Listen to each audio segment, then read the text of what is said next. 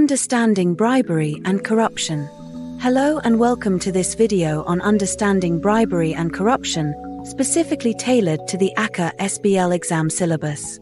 In this video, we will explore the definitions, examples, and consequences of bribery and corruption, as well as measures to combat these issues and establish an anti-corruption culture within an organization. Section 1. Definition and examples of bribery and corruption. Bribery and corruption can be loosely defined as deviation from honest behavior, implying dishonest dealing, self-serving bias, underhandedness, a lack of transparency, abuse of systems and procedures, exercising undue influence, and unfairly attempting to influence. Bribery is a form of corruption and refers to illegal or unethical practices that damage the fabric of society. Examples of bribery include 1. Money. 2. Tangible gifts. 3. Granting privileges. 4. Facilitation payments to foreign government officials. Section 2. Parties responsible and consequences. Parties who may be held responsible for bribery include 1. The payer. 2. The recipient. 3. Those who knew about the bribe but didn't report it. 4. People with authority who don't take actions to prevent bribery. Consequences of bribery and corruption include 1. Lack of honesty. 2. Conflict of interest. 3. Economic issues, misallocation of resources. 4. Professional reputation. Section 3. Measures to combat bribery. To combat bribery and corruption, organizations should 1. Top-level commitment. Foster a culture where bribery is never acceptable and business objectives should never be achieved at the expense of unethical behavior. 2. Proportionate procedures. Implement procedures that are proportionate to the bribery risks faced by the organization and its activities.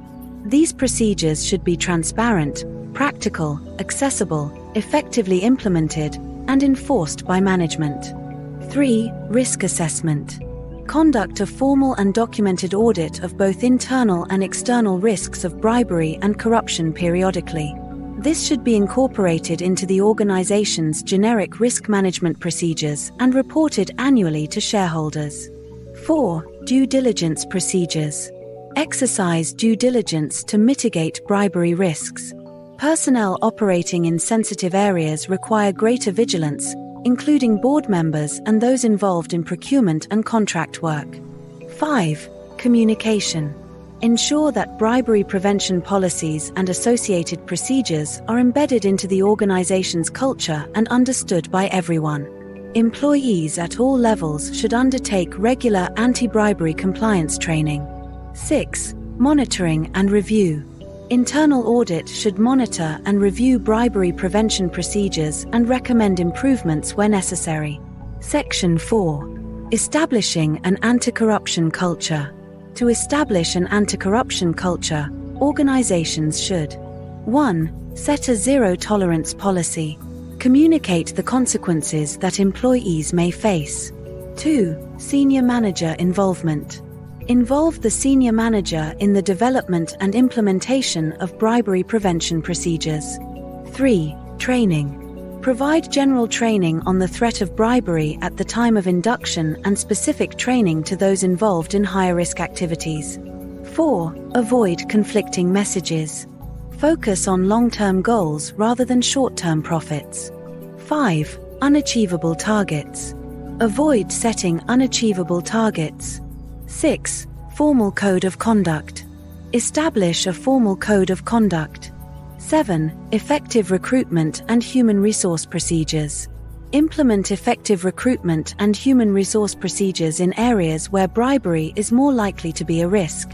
In conclusion, understanding bribery and corruption is crucial for organizations to maintain a positive reputation and ensure compliance with ethical standards. By implementing measures to combat bribery and establishing an anti-corruption culture, organizations can mitigate the risks associated with these issues. Thank you for watching, and we hope this video has been informative and helpful in your preparation for the ACCA SBL exam.